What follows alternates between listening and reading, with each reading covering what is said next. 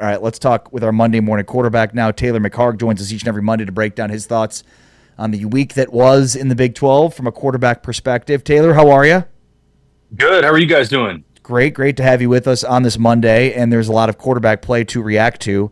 So let's start with, arguably the best performance of the weekend from a full picture standpoint, which is Devin Dampier, the Utah quarterback, who'd been, really good running the football, but I think overall inconsistent throwing the ball. Taylor, I thought he was great in both ways against a Cincinnati defense that had been really good up to this point this year. Yeah, it was through the air and like you mentioned, also running the ball well. And for Utah, it's almost from the first possession, it felt like they squeezed Cincinnati in all three phases. And the stat that I think goes unnoticed a little bit is look at time of possession in that game. 2-1, right? I mean, Cincinnati had the ball for less than 20 minutes of that game. And it's a credit to the offense for Utah staying on the field. They were 2 for 2 on fourth down. They were great on third down. And I thought anytime you can extend your drives, you have an opportunity to benefit your defense by playing great offense. And for Devin Dampier, this is a team in Utah that that loss at home against Texas Tech about a month ago, I think surprised a lot of people just given that it was at Rice-Eccles Stadium. But this looked like more what we would expect out of a Utah team playing at home in a night game. And for Cincinnati, I think this was for all the doubters and naysayers of how good is Cincinnati really, and look at the production that they'd had on their schedule to that point. I thought this was, if you had an issue about Cincinnati to this point in the season, it was, have they really been tested? Their best win on the road was against Kansas, and you look up now, and I think the picture of who the best teams, we get a little more information each week. I know we'll talk about Houston as well, but I still think at the top of the class here, it's still Texas Tech, BYU, and Utah. Taylor, so Utah has they're going to have a lot of things happen for them to play in Arlington because they've lost the tiebreaker with Texas Tech and BYU both, and those two teams play each other this weekend. With that said, do you think Utah's in a position, if they went out, to be in the conversation for an at-large berth in the college football playoff? Probably not, but this is a team that, in my opinion, are they one of the top 12 teams in the country? You could make a really good argument for that. I think if they don't make it to the Big 12 championship, I don't think that they're in. I think there's still a scenario for Texas Tech and BYU, depending on what happens with this huge matchup coming up this weekend, where the loser of that game in the Big 12 championship still gets in, a la what happened with SMU out of the ACC last year. I think this is setting up for exactly that, and I would say specifically in the case of BYU, where if Texas Tech were to win this week, BYU has the one loss, they still end up making it to the Big 12 championship in a rematch against Texas Tech. I think certainly if they win, obviously, then they're in.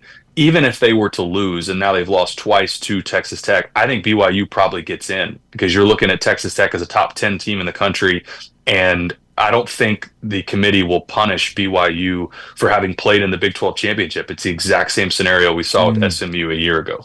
Yeah, well said.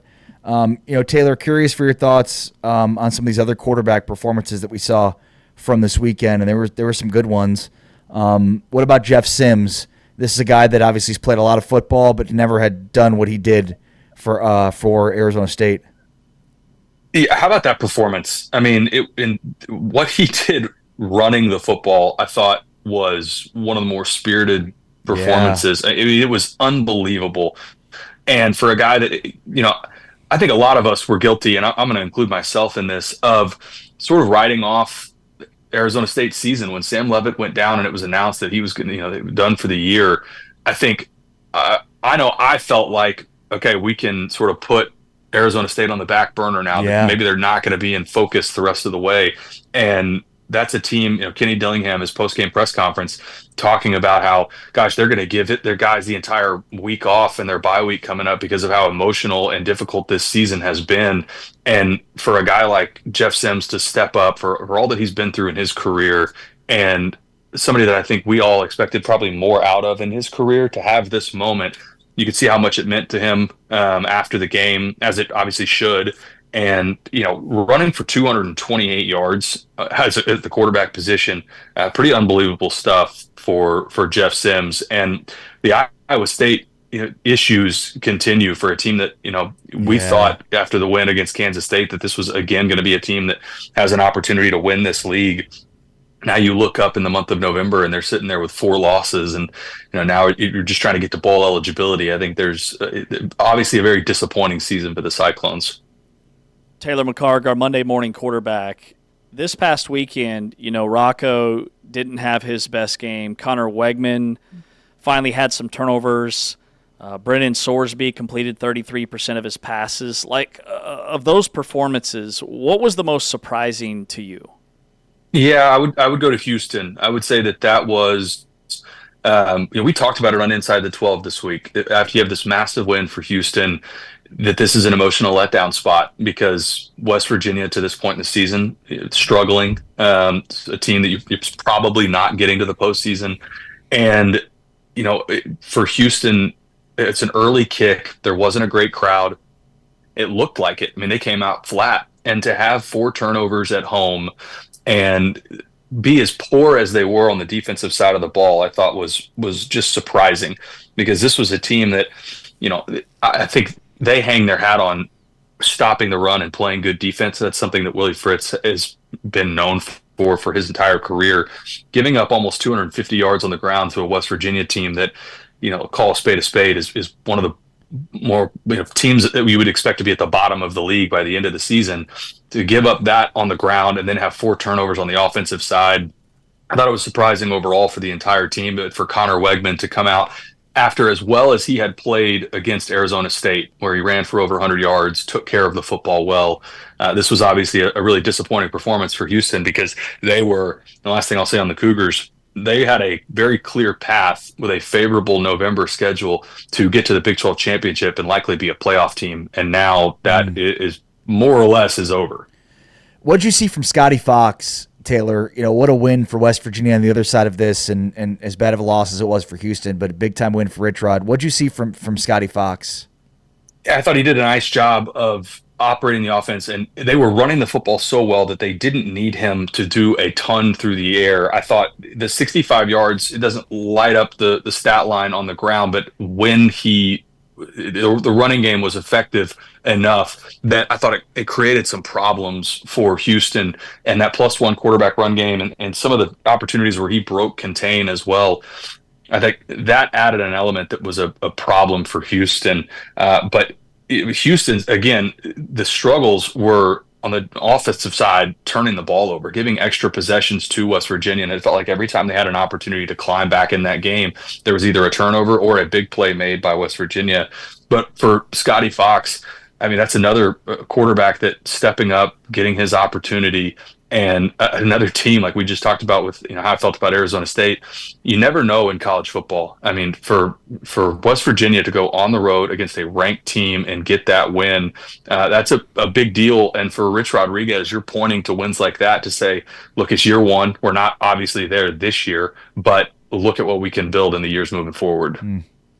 How about the matchup this weekend between BYU and Texas Tech? It's interesting from a quarterback perspective because you've got a freshman against a veteran guy in Baron Morton for Texas Tech, but you could argue that they've both had equally impressive seasons. So how do you think this one shakes down? Yeah, I think the key to this game, and if you look at, BYU's going into Lubbock as a double-digit underdog, which I think is surprising a lot of people. But what BYU has done such a good job of all season is running the football well and RPO or play action game off of it with Bear Bachmeier. That's going to be really difficult against Texas Tech's front. This is not a team that gives up a lot of easy access, either a slant or your glance post, the throws over the middle of the field that Bear Bachmeier's done such a nice job of all season.